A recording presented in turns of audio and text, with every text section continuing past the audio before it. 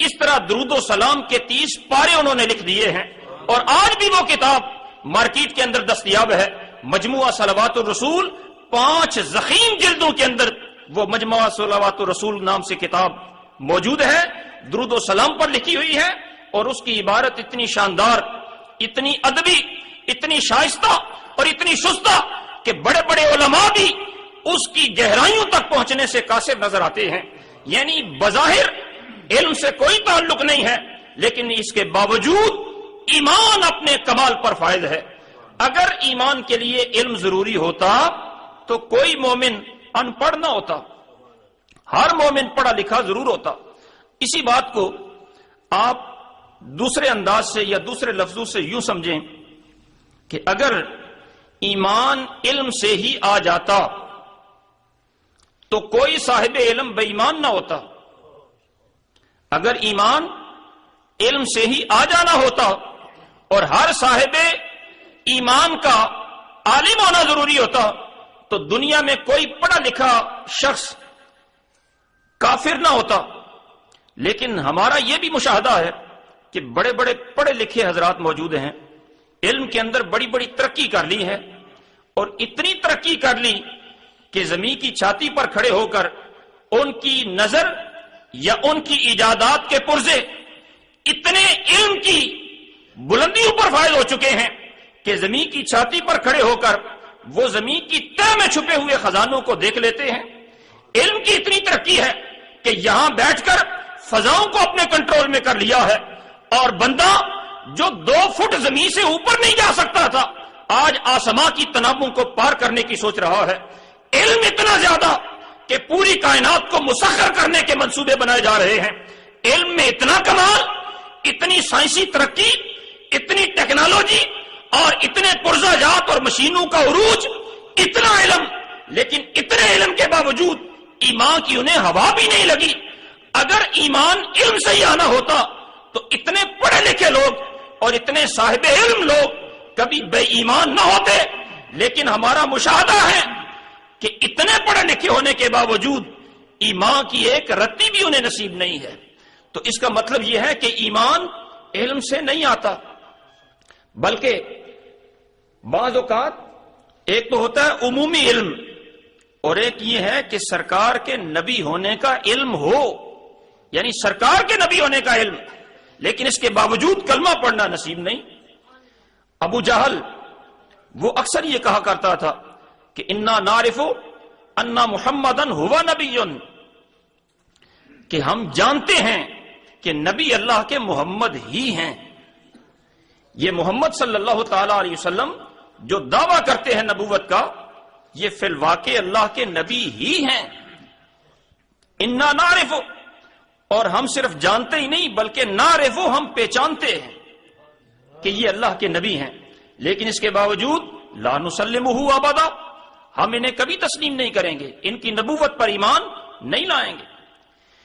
یعنی عمومی علم ہو پھر بھی ایمان کا ہونا ضروری نہیں، حتیٰ کہ سرکار کے نبی ہونے کا علم ہو پھر بھی مومن ہونا ضروری نہیں ہے۔ تو اس کا مطلب یہ نکلا کہ ایمان کا دار و مدار علم پر نہیں۔ اگر علم پر ایمان کا دار و مدار ہوتا تو کوئی مومن ان پڑھ نہ ہوتا، یا ہر پڑھا لکھا شخص مومن ضرور ہوتا، لیکن نہ تو ہر مومن پڑھا لکھا ہے، بہت سارے ایسے لوگ ہیں جو ان پڑھ ہیں لیکن ایمان کے کمال پر فائز ہیں، بلکہ عموماً علماء یہ فرمایا کرتے ہیں کہ جب ایمان کی بازی کی بات آتی ہے تو بڑے بڑے ان پڑھ بڑے بڑے علماء سے سبقت لے جاتے ہیں۔ یہ غازی علم الدین شہید رحمت اللہ تعالی علیہ، یہ کوئی شیخ الحدیث نہیں تھے، شیخ القرآن بھی نہیں تھے، کوئی مفسر بھی نہیں تھے، محدث بھی نہیں تھے، کوئی فقی مفتی نہیں، ایک ان پڑھ آدمی، دہاڑی دار مزدوری کرنے والا آدمی، لیکن جب اس کا جنازہ اٹھایا جا رہا تھا، جو صاحب بصیرت سرکار دو عالم صلی اللہ تعالی علیہ وسلم کی زیارت کر سکتے تھے اور سرکار کی موجودگی کو محسوس کر سکتے تھے، وہ سید دیدار علی شاہ صاحب رحمت اللہ تعالی علیہ، وہ فرمانے لگے کہ ساری زندگی حدیث ہم نے پڑھائی ہے، بڑے بڑے علماء ہماری بارگاہ میں آ کر زانو طلب مستع کرتے ہیں اور ہم سے شاگردگی کا نسب کر کے اپنے آپ کو فخر محسوس کرتے ہیں لیکن اس کے باوجود کہ علم وہاں ہے، لیکن سرکار اگر تشریف لائے ہیں تو ان پڑھ کے جنازے کو رونق بخشنے کے لیے آ گئے ہیں. وہاں میرے کریم آقا نعرہ تکبیر، نعرہ رسالت، نعرہ تحقیق، محمد مصطفیٰ، آئے اہل سنت. اگر ایمان کا دار و مدار علم پر ہی ہوتا تو اللہ تبارک و تعالی اپنے محبوب علیہ الصلوۃ والسلام کو مکہ مکرمہ میں نازل ہی نہ فرماتا، بھیجتا ہی نہ، بلکہ اللہ تبارک و تعالی اپنے محبوب علیہ الصلوۃ والسلام کو یونان میں بھیجتا، جہاں علم کا دورہ تھا. یونان اپنے دور کا بہت بڑا ایک علمی مرکز ہے. مکہ مکرمہ کی تو حیثیت یہ تھی کہ جب سرکار مکہ مکرمہ میں تشریف لائے ہیں، آپ کتب تاریخ کو پڑھیں، کسی نے یہ لکھا کہ مکہ مکرمہ میں سرکار کی تشریف آوری کے وقت 17 لاکھ کی آبادی ہے، یعنی پورے اس ایریے کی آبادی 17 لاکھ، اور ان 17 لاکھ میں سے صرف 11 بندے ایسے ہیں جو اپنا نام لکھ سکتے ہیں. اور کسی نے زیادہ بھی لکھا تو اتنا لکھا کہ 17 لاکھ میں سے صرف 17 بندے ایسے ہیں جو اپنا نام لکھنا پڑھنا جانتے ہیں.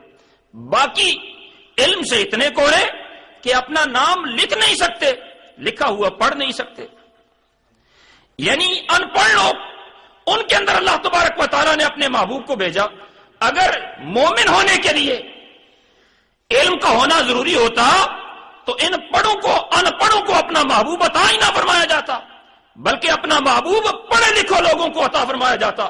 یونان میں یا دیگر علمی مراکز کے اندر اللہ اپنے محبوب کو مبعوث فرماتا، لیکن اللہ تبارک و تعالیٰ نے ارشاد فرمایا هو الذی بعث فی الامیین رسولا. اللہ تبارک و تعالیٰ نے ان پڑھوں کی اداؤں کو پسند کر لیا تو ان پڑھوں میں اپنا محبوب بھیج دیا ہے.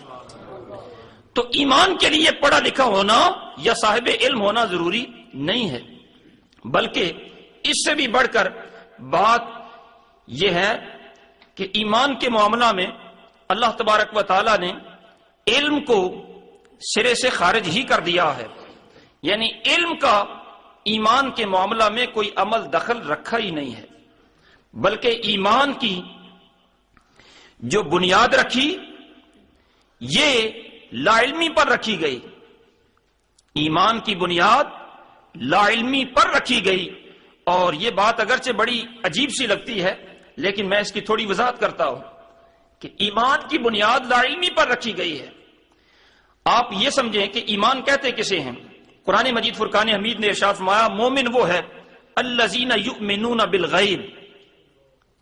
مومن وہ ہے جو غیب پر ایمان رکھے. اور غیب کسے کہتے ہیں؟ غیب اس شے کو کہتے ہیں جو انسان کے نہ حواس ظاہرہ میں آ سکے نہ انسان کے حواس باطنہ میں آ سکے. حواس ظاہرہ 5 ہوتے ہیں، یعنی دیکھنے کی قوت ہوتی ہے، سننے کی قوت ہوتی ہے، چکھنے کی قوت ہوتی ہے، سونگھنے کی قوت ہوتی ہے، چھونے کی قوت ہوتی ہے.